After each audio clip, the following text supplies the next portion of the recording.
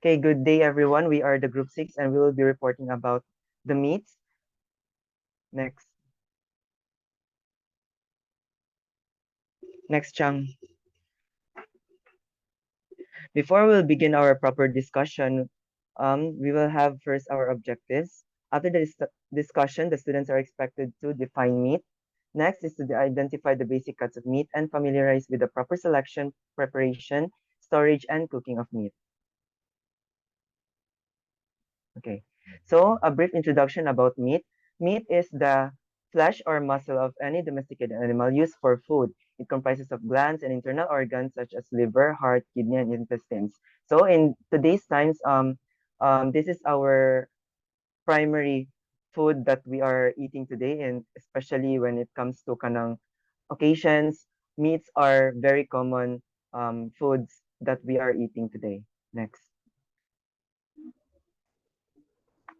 So, in today's times also, common meats used by humans are the beef, cara beef, veal, pork, lamb, mutton, rabbit meat, chavon, roe deer meat, wild boar meat, bison meat, crocodile meat, ostrich, and horse meat. Next. So before we begin to the overall discussion of what are the classification of cuts of meat, let's have first the two basic cuts of meat. First is the wholesale cuts. The wholesale cuts is the larger cuts of meat. So as you can see in the proper PowerPoint presentation, there are a lots of um, cutted portions of when it comes to the beef. So we will have the chop, the rib, the chop, the short plate, sirloin, short loin, and many more. Next. And for the pork is we had also the head, the jaw or the jaw of the pig, the neck, the picnic, the butt, back fat, loin, rib, bacon, and many more. Next. So if we have wholesale cuts, we also have retail cuts. So retail cuts is the opposite of the wholesale cuts.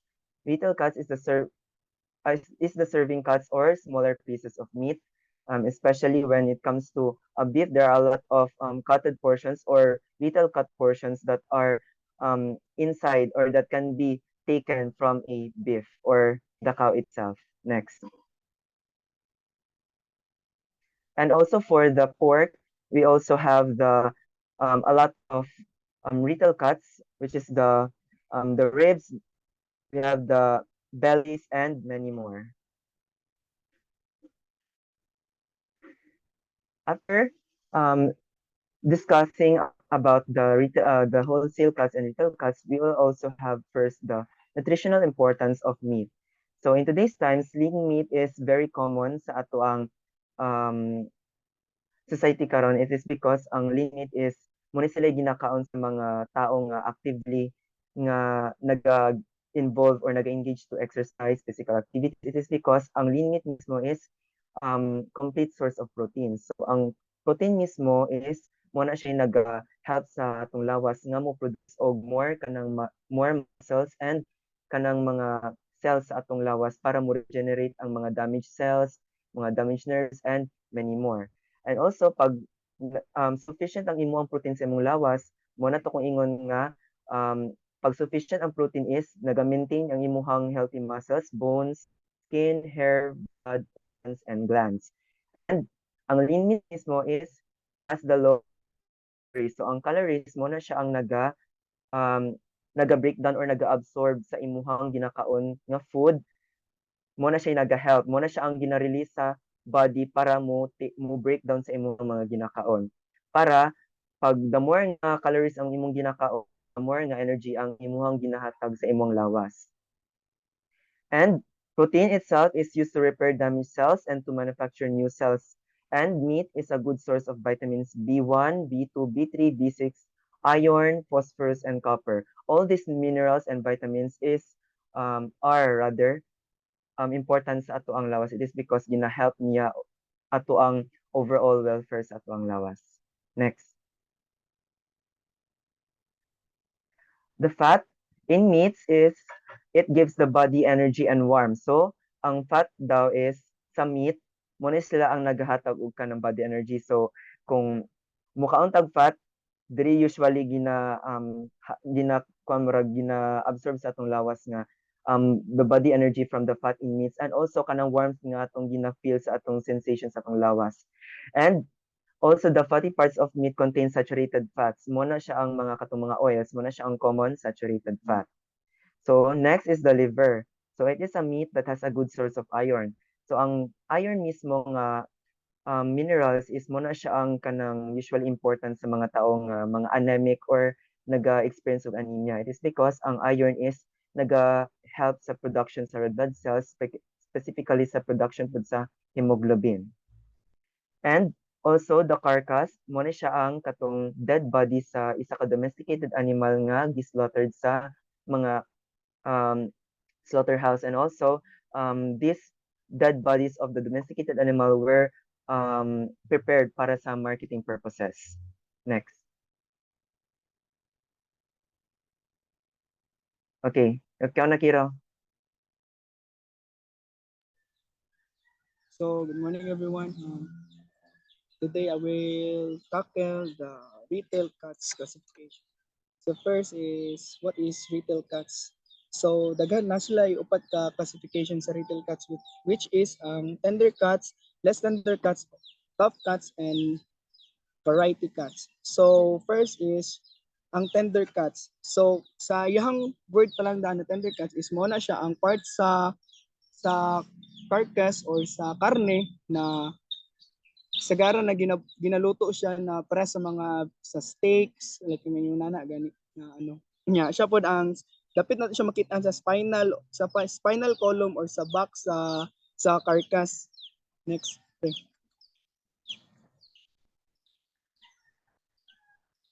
Next is ang lion. It is the most tender muscle in the both beef and pork that are ideal to broiling and roasting and frying.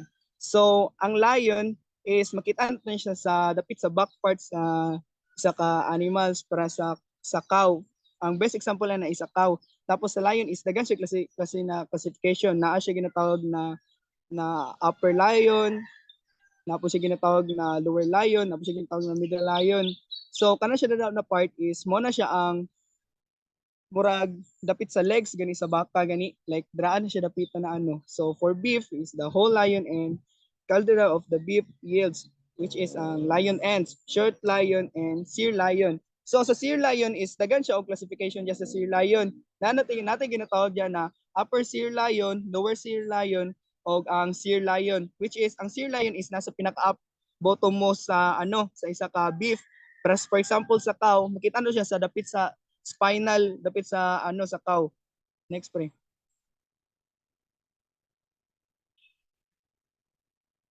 Next is ang lion or lumo. It is a long muscle of back of the pig along the backbone, which may be cut into smaller lion roast and also known as a costellas or ribs.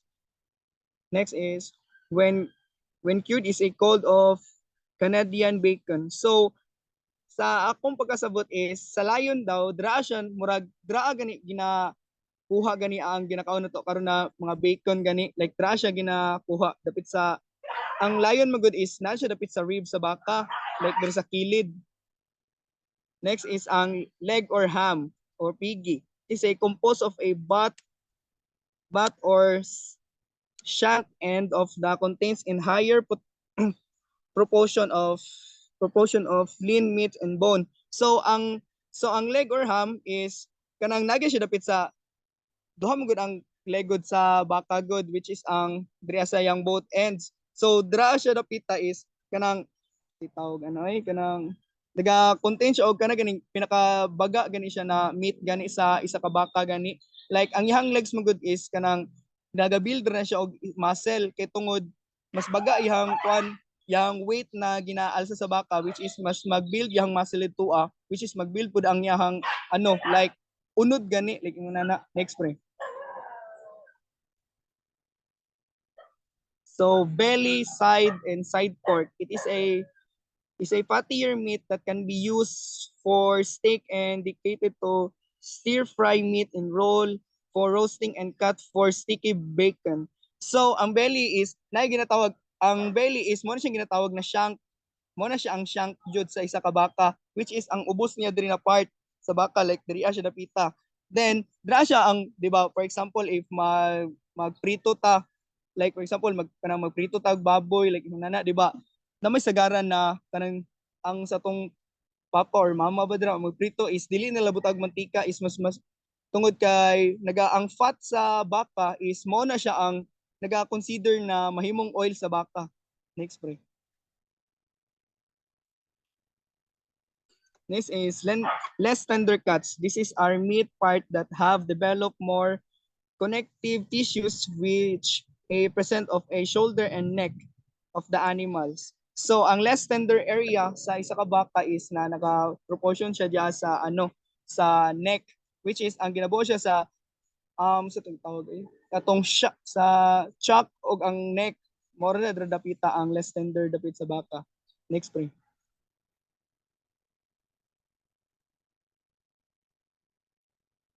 So blade, shoulder, and shoulder butt, Boston butt or chuck. O mo siya ginatawag chuck. So it is a meat that is a pound of the upper shoulder of the and contains the square cut and shoulder and the top 5 ribs. Taas, pre, taas.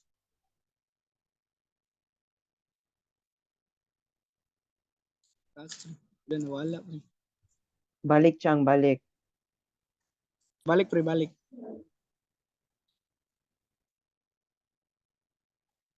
So, dire. So, balik pa gamay, pre. So, dire, So, square cut, shoulder, and the top 5 ribs, the arm, blade bone, and the neck bone. So, ang blade, shoulder, and shoulder butt, or Boston butt, or chunk, kay makita na siya sa upper side sa kuan shoulder. Na duha man na classification sa kuan sa shoulder sa baka. Ang chunk og ang kuan, ang chuck og ang shank.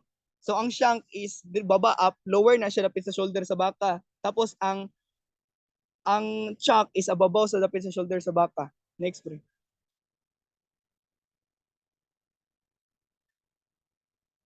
Next, pre, next. Oh, diri dapit ta. Shank pig feet. Oh, di ba? It is found along the pig legs in the contains with a higher percentage of cartilage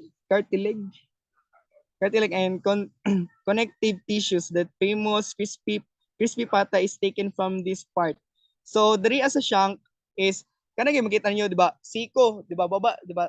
Diri ada pita sa baka, for example, is kamot ni sa baka, like diri ay siya dapita gani hanto siyang legs. Mo na siyang ginatawag nga shank. Tapos head, this is a versatile part of the that can be used to make brown stock and soup, fried with the baked ears and dinuguan. So ang head, hindi na ko siya ma-consider na maano siya sa dinuguan kay dugo man sa garan. Pero ang brain niya, ang utok sa baboy or sa baka is mo na siyang sagaran ginasagol sa sa mga dinuguan, like nga na gani siya na part. So next, pre.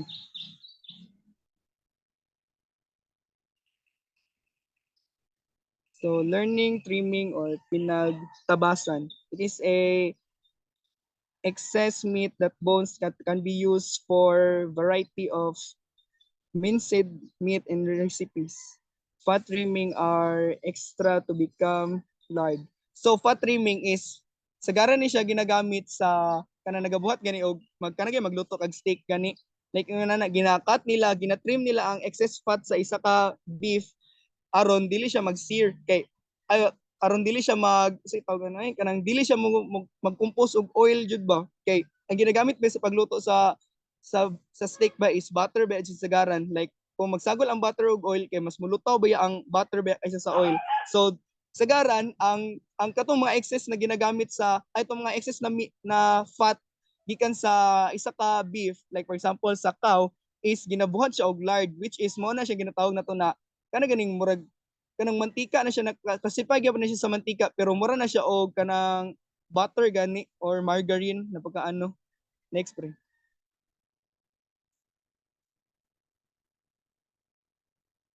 So next is variety of meats. Is a variety of meats.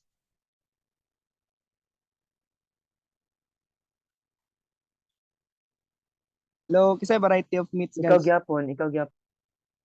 Ako ba day? Wala ko kabaluan. So variety of meats. This are the animals in trial with like glands and internal organs. It is compressed of liver, kidneys, strip, white bread, brain, lungs, tongue, tail, blood, and skin. Other terms for internal organs is medudensia. Other terms for bovine internal organs is offal. Other terms for poultry internal organs is gallblads. Next, pre. So variety of meats. These are the animals that litters with the glands of internal organs, so etc. etc. So other terms for internal organs is melodia, blah blah. Kago ni balik naman eh. So variety of meats. Variety of meats includes ear, skin, trip, tail, tongue, uterus, omasum, pancreas or sweet bread, or reticulum, sound, stomach, liver, brain, heart, lungs, kidney, blood, intestine, head, foot, or gizzard. Good afternoon, everyone. So, tender cuts of beef, ribs. It has 6 to 12 ribs that is called the primal ribs, including the blade bones. A steer has 13 pairs of ribs, where the 5 ribs are included in the chunk cut. So, kining ribs is nasa 6 to 12 ribs that ginatawag ni siya o primal ribs, including ang blade bones. Next is ribs cross, prime rib. It is also known as a standing rib cross that has 7 bone, prime rib, and considered portion of the backbone and one large muscle called the rib eye. So, kining rib also known as a standing rib. So, mo ni siya ang kuan kaning sa klaro. Wait lang.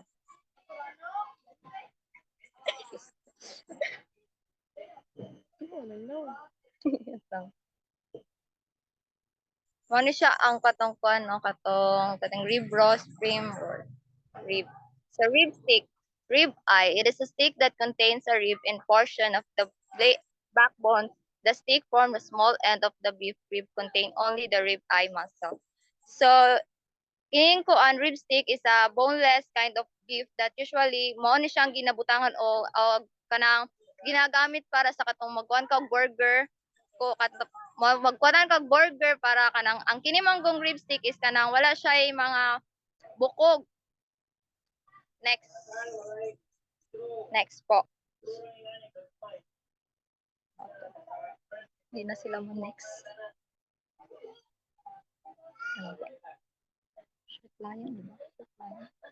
Next pa pelain. Short lion or tagiliran gitna. It is where the most in-demand tender cuts of meat that are taken which consist of the backbone and sometimes the last rib. So kining short lion is usually ginakuha ni siya sa backbone sa kuan sa beef tas ginakuha ni siya sa last rib. Top lion or stick boneless. It is similar to the sirloin or T-bone steak but with the bone and tender lion removed. It is a form part of the cow where the muscles does very little work so that the meat is nice and tender. So kining top lion is similar ni siya sa T-bone steak na but difference ni siya is kanang ang kuan is gina-remove ang tender lion so o kanang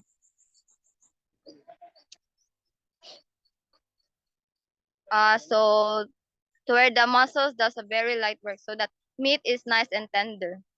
T-bone steak. It is a cut from the short lion and are thicker, have a higher fat contained and taken longer. So kining T-bone is a cut from the short lion. So it means T-bone is came from the short lion or ginakuha sa short lion. Then ang T-bone is taas iyahang fat and fat contains and take a longer to cook. Thank you. So in continuation in tender cuts of beef, no? So porterhouse steak. This particular portion of steak is cut from the lower rib section of the cow, which lies close to the rear end or loin. So ang porterhouse steak is mo na siya ang kanang can be served as whole or slice. Depende sa imo kung gusto nimo ipa-whole nimo ang kanang pag-serve or pa-slice. Kuan po ni siya, same po ni sa ang pagkat ani kayo same sa T-bone steak. So tenderloin, considered as the tenderest cut of beef. It can be cut into whole strip or into filet mignon, such as tenderloin, roast, and tenderloin steak. So ang tenderloin no mo ni siya kanang most tender and kung siya kanang kung most tender siya man less ko ihang flavor. Mo ni siya ang tenderloin. So sirloin, beef, or tagilirang pulihan. It is a tender cut from the bottom and round in the lower sirloin. So mao ni siya kung ang tenderloin kay most tender man while the sirloin is anang less yang tender then less pud iyang flavor. Next chart.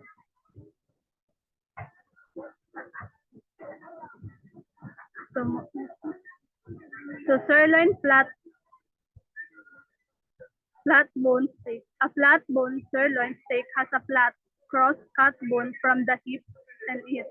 Occasionally, it may contain a small segment of another bone, which is vertebra bone from the back. So pwede pakita ang picture, Charles.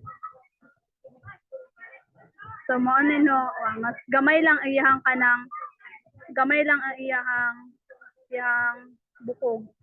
While the sirloin round bone steak kay pan siya kanang mura siya circle then mas daghan na yang taba. While the top sirloin boneless steak kay ano siya kanang wala na siya kanang bukog.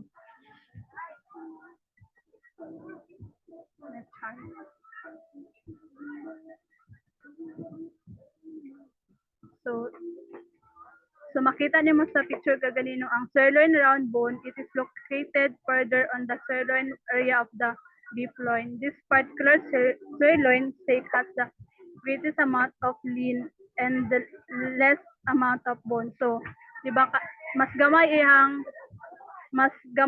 kanang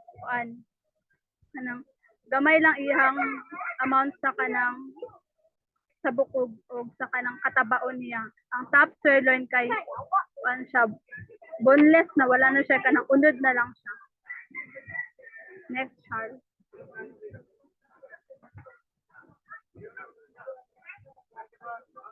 So sirloin beef roast. It is called as round beef roast, a cut from the hindquarters of the cow, even though it's a tougher cut of beef. Recipes for sirloin beef roast become tender, mouth-watering masterpieces when roasted slowly at lower temperature. So mo ni siyang ginatawag ko ni siya kanang round beef roast.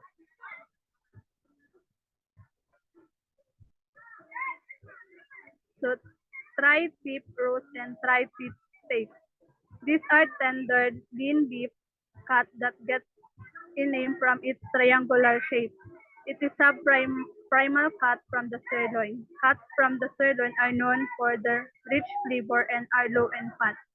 Pwede pakita ang picture, Charlie.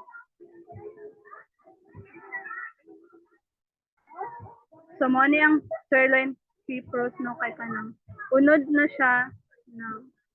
Then walang beef roast kay kanang flat siya nga kanang daghan ang unod. Then ang beef steak kay mura siya pa triangular nga shape.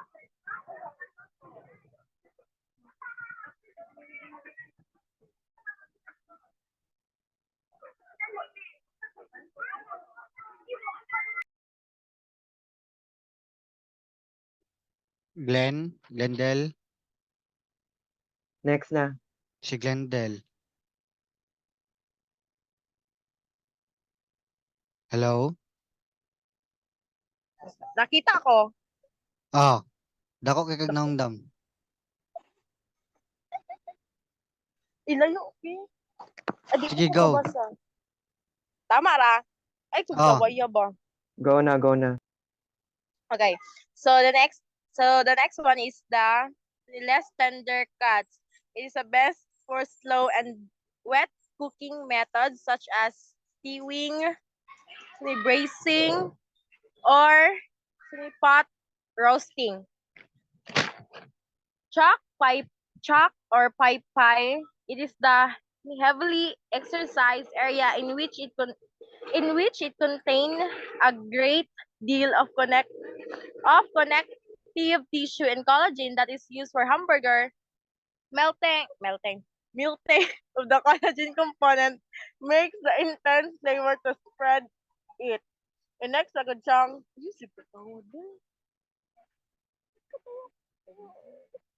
so, mao na siya ang shank. Nga, kanang, common siya nga ginagamit kay sa burger. Okay na, kanang ginagamit siya nga kuan sa burger. Then, the 7-bone pot roast. It is from the truck section of the steer or heifer, female cow, and it includes a cross cut of the shoulder blade and can be good source of protein. So ang kanili siyang 7-bone pot roast is from din siya sa kaning steer nga beef, then sa kanang female niya kaning siya kaning good siya nga source kana sa protein.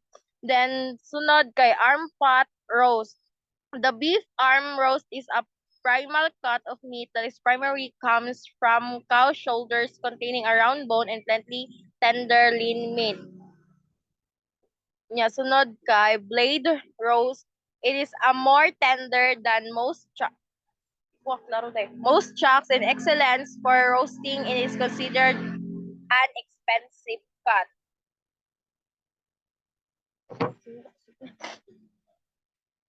So mao na siya ang katong mga example sa cut niya sa kuan sa beef.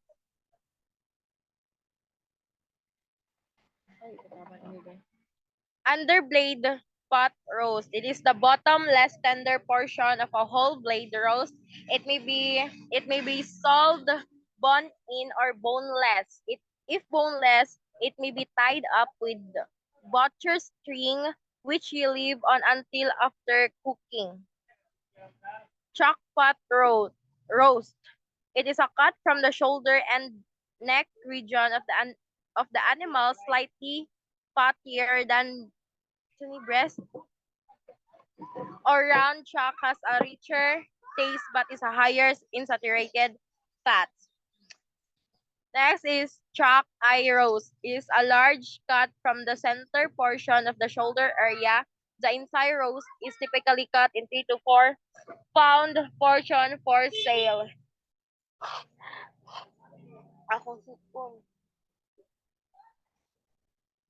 Next na siyang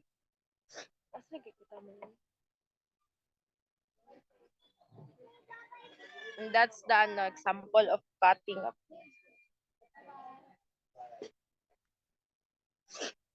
Sunod is a cut of beef that comes short ribs. A cut of beef that comes from the shock plate or rib or brisket section of the cow. They earned their name because they contain a short piece of rib bones encased in meat.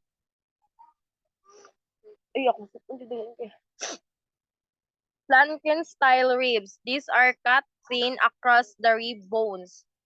And the mock tender roast. Mock tender roast is also known as shock fillet, medallion pot roast, and scratch tender. The roast is called a mock tender because it's similar in appearance to a beef tenderloin.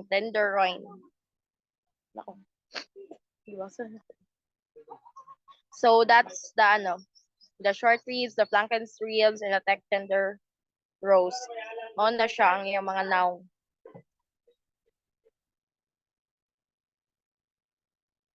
Excuse me, Shang. Asa di ka? Di pa ka dire?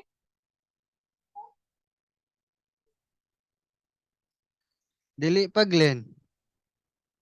Ay, sige. And ang sunod is chalk top blade stick. It comes from the top blade such as primal, also known as the infra, infraspinatus muscle, which is known to be second most tender muscle in the entire steer and is known for its rich in flavor cuts. So mao na siya ang chalk top blade stick. Ano siya kanang digit ako maklaro kay day. Chanel second tender. Ano siya kanang tender muscle in the intersteer and also so mao na siya ang kanang flavoring nga siya nga part sa sa kuan sa stick. Yeah, shoulder, pitit. Tender. It is a small lean cut from the shock primal or the shoulder of the cow, which the front leg of the animal. So front leg diri sa tuhok niya, diri dapit sa may tiil na siya ginakuha nga unod. Sunod, shoulder, pitit. Medallions. These are small and juicy tender cuts of beef from the shoulder tenderloin. This is small juicy. So these are small. Kuha na siya katong gagmay nga juices. Kuha ni siya gikan sa kanang sa shoulder. Gikan siya sa shoulder sa tenderloin na.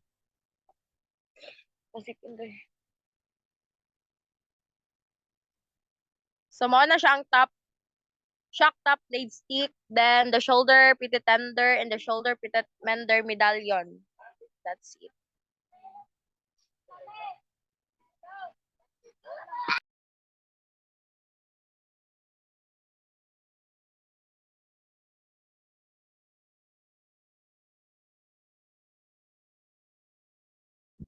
Ikaw na next, Chang.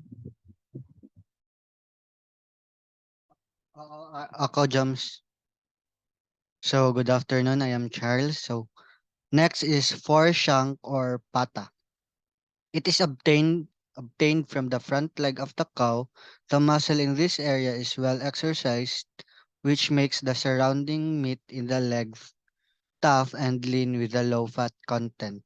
So, kaning foreshank or pata is like kanang diri daw siya sa front leg sa cow, kanang daghan siyag muscle. So, ingani ang itsura sa pata. Kani. Kanang dapit na siya sa may bukog sa cow. So, flank or kamto. It is a lean, tough, and flavorful fatty meat. It should be sliced into thin against the grain for maximum chewability. So, kaning flank and kamto, ingani yang itsura. So, baga daw na siya and kailangan na siya na kanang nigpis ang imuhang pag-slice para paglutoon mo siya is chewable lang siya. So the third one is the brisket or punta y pecho. It has sheets of lean meat, fat, and breast bones that is famously used in corned beef.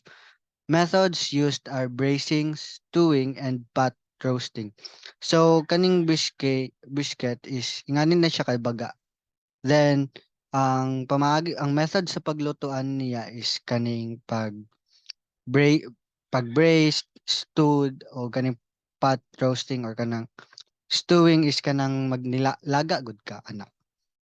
So mao ni ang ilahang mga parts. Fourth is the brisket flat half. Cut taken from the rear portion of the beef. Whole brisket contains no bones but has large, grainy, several layers of coarse, fatty muscles with a diagonal grain. So, ingani iyahang um ingani ang part sa brisket flat half. So, naapgyapon siya pagka-triangular pero kani siya is wala ni siya bukog pero baga siya. And another one is the brisket point half. The less lean half of the whole brisket that's juicy with full flavor. So kani diri na part is medyo bagaon pud ni siya then meaty and diri pud nagpundo ang oil sa I mean oily man pud jud tanan beef pero diri na part is daghan jud siya beef and paglutoon nimo siya is juicy kay ni siya. And another one is the brisket first cut. It is a linear cut of the brisket. So, ingani siya. Pa pa rectangle lang siya and baga gyapon. So another is the brisket front cut. It is fork tender and succulent. So ingani ang itsura sa brisket front cut. So dako pud jud siya na kind of cut and baga siya. Another one is the short plate or tadyang. It is known for its rich beefy flavor which best used for stew meat. So kani siya, ang short plate is uh, gamit or mas ginagamit siya sa pag-stew. And another one is the skirt steak. It is a long and thin steak cut from diaphragm of a cow. Since it comes from a particularly muscular area, the beef it produces is lean and relatively more tough than other more traditional cuts and slices of beef. So, kani siyang skirt steak is gikan siya sa diaphragm of a cow. And gikan po ni siya sa kanang muscle area sa isa ka cow. So, ingani ang itsura sa skirt steak. So, another one is round. It is an oval shape with a smaller round bone and a higher proportion of lean meat and fat roast cut that is suitable for long moist cooking. So, kani siya round is mao man ni siyang kapalingin gud siya. So, aray ang itsura. Night top round, bottom round. So, ngana. Top round. Beef top round roast comes from the inner rear leg of a cow. So this beef round comes with a lot of muscular connective tissues and low total fat content. So top round. So ingani ang iyang itsura. Baga kaayo siya and gikan ni siya sa inner rear leg of a cow. And another one is the rump. It is the rear part behind the upper sirloin. So rump is ingani gyapon. So rump roast. It is a very popular cut for pot roast but can also be roasted at low temperatures. So ingani ang itsura sa rump roast. Eye round roast. It is a lean but flavorful cut that comes from the round or hindquarters of the cow. This area gets a lot of movement, so the beef is leaner and less tender than more expensive cuts of beef. So kaning eye round roast is gikan ni siya sa katong round ganina kani diri ingani. And ingani na iyang itsura. So eye round roast.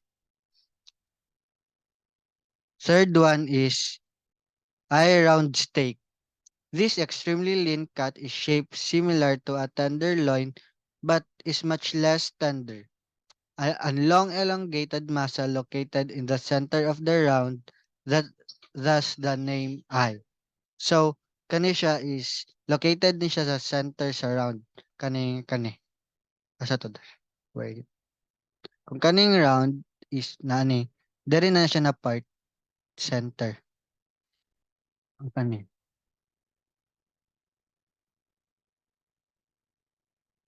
Ngani na iyang itsura. So, if mabantayan ninyo, ang kaning mga cuts is baga siya. So, if pag mag-stew ka or braised ka og ingani na cuts is mas better na ang imuhang heat is hinay lang or medium kay para humok jud siya. So, kana. Thank you. Okay, next.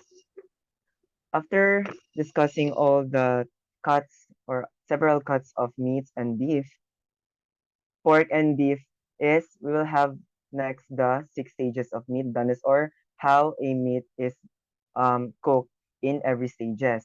So the first stage is cold or named blue or very rare. So mo ni siya ang pinaka hilaw na pagkaluto sa isa ka karne.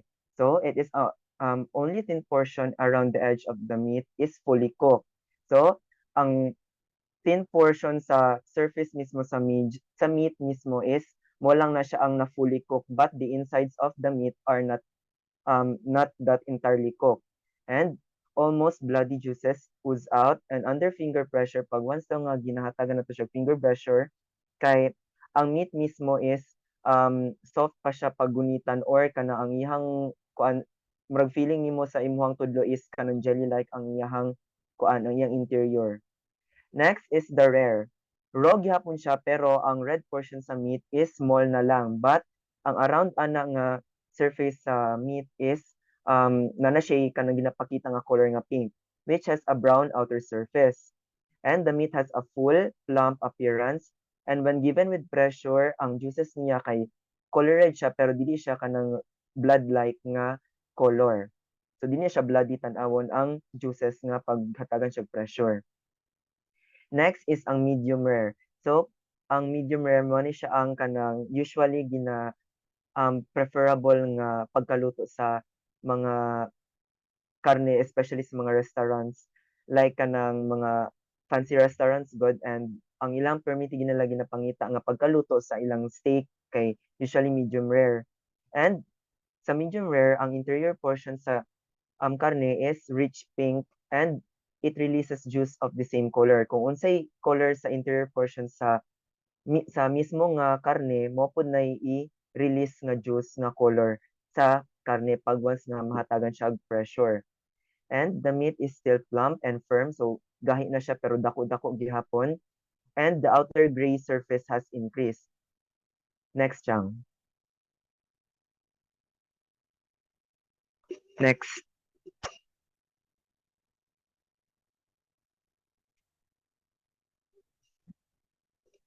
Okay, the next one is the medium. The interior color is a modified rose. So, kaganiha is naapay kanang mga colored nga pink ang basta medium rare, but sa medium nga pagkaluto is ang interior color sa mismong karne is modified rose na and not pink. So ang pink juices are clear but less. Clear ang pagka-pink sa juice sa isa ka karne pero less na siya tan-awon nga pink. And also the exterior portion is well browned na, or kanang ginaingon nato nga kanang murag preference nato nga kuan nga pagkaluto sa isa ka karne. And the surface does not appear plump or full. When given with pressure, naa siya definite nga resistance. So ang pasabot ana, paghatagan nimo siya pressure or finger pressure, ang mismong karne is murag musukol na siya sa imuhang kamot, murag ginapugnan niya ang imuhang pressure. And next, ang medium well. Ang medium well kay pink color has completely disappeared. So ang pink color sa mismong karne is wala na, and the juices are still evident, but dili na siya color pink, but it is now a clear and gray nga color. And ang plumpness sa kuan sa mismong karne is kuan na murag wala na siya kadako nga kuan nga feeling, pero pag ang karne mismo is firm na siya pag guniton. And last but not the least, ang last stage, which is ang well, mo ni siya ang stage sa meat doneness nga ang meat is completely gray inside. So, ang interior o ang exterior portion sa meat is completely gray na siya. And also hard pud siya, flinty and shrunken. So, shrunken na siya. It is because the more nga ginaluto ang isa ka karne, the more nga mugamay siya into smaller sizes. And ang mga juices niya dili na siya magpakita. It is because the more siya nga ginadugay og luto, the more nga mahimong brown ang iyang surface, which could lead to dryness. Mo nang ang juices mismo sa isa ka karne kay importante siya sa component sa isa ka pagkaluto sa isa ka karne, it is because mo na siya naghatag og moisture. Pag once nga um ginaluto nimo ang imuhang karne into a well nga stage is usually ang permitin nimo makita sa imong karne is brown and also uga pud siya tan-awon. And that's it. So next after sa pag-discuss sa katong 6 stages of meat doneness, so naputay mga meat cooking techniques. Naa dira ang nakapaloob ang tender cuts daw gina-cook siya ideally using the dry heat cooking methods. So sa mga klase-klase nga dry heat cooking methods na ang grilling, broiling, baking, roasting, sautéing, searing, and etc. On the other hand, sa tough cuts, ang tough cuts ay generally cook siya using the moist heat cooking methods. It is because ang tough cuts kay nag-require siya og tenderizing applications to make it more chewable and tastier. Since ang tough cuts mismo from the name itself tough, so gahi siya pag once nga after nimo siya lutuon. So which is why ginagamitan na siya moist heat method nga cooking methods. It is because para mas makaon na to siya kanang easily or kanang quickly na to siya makaon or mausap sa ato ang bakba. And naapot natay kanang examples of kanang moist heat method nga cooking is naapod tay poaching, simmering, boiling, braising, stewing, pot roasting, steaming, and papillote. Next.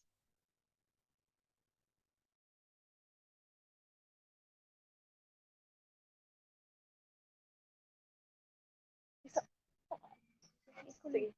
So, okay. Makita na ko. Makita na kada. Sige. So, the next is the principles of cooking meats. First is tender cuts are cooked under high heat or high temperature. However, tender cuts can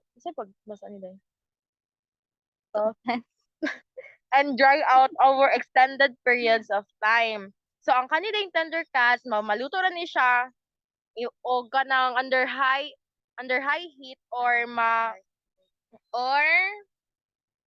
high heat or high temperature. Sa high heat or high heat temperature siya, then though cuts and larger cuts are cooked under low heat or low temperature. However, consider the fat composition of meat before adding extra fats into the dish, and it usually takes longer time to cook.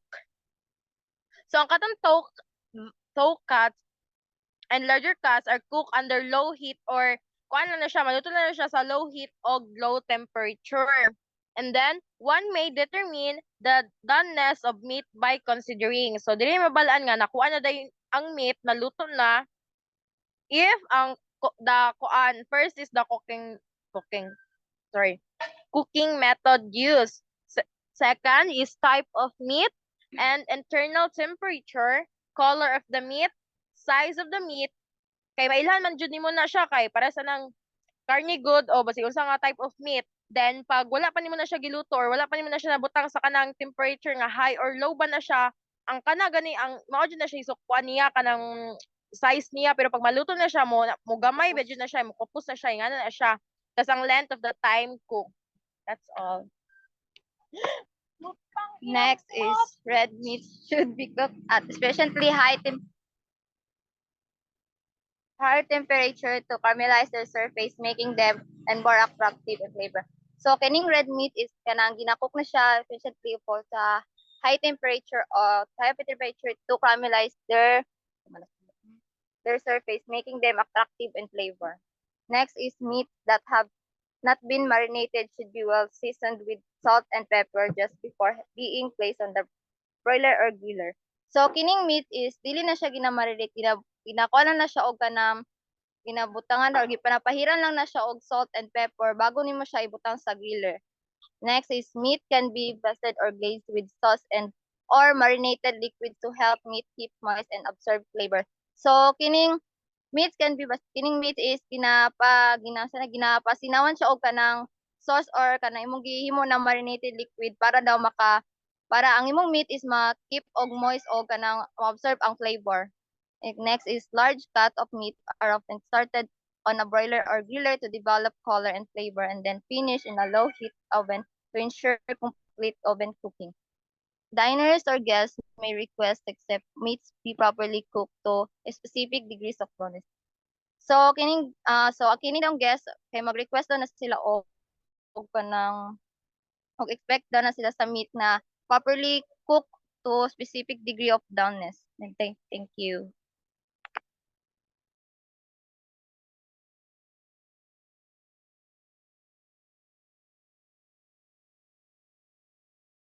So, larger pieces of meat will take longer to cook than smaller ones, which are determined by the temperature of the broiler or griller, the temperature of the piece of meat when placed, type of meat, and thickness of the cut.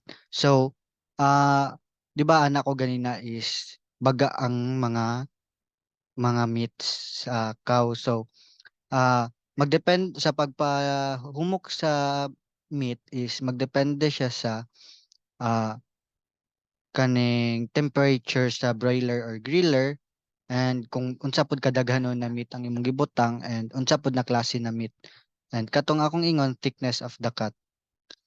So, using a thermometer is the most reliable method when determining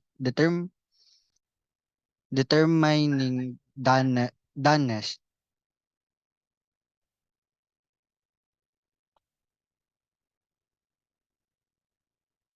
One may determine doneness of meat by pressing the piece of meat with tongs and gauging the amount of resistance it yields. So very rare. Offer almost no resistance and will feel the same as raw meat. So very rare is kanang uh mura jud siya raw meat og kuan. So rare is feel spongy, and offers slight of resistance to pressure. Medium feels slightly firm and springy when touched. Well done feels quite firm and will spring back quickly when pressed. So that's it. I think that is all for today, everyone. I hope you learned something, and that is all for today. Good afternoon, and God bless us all.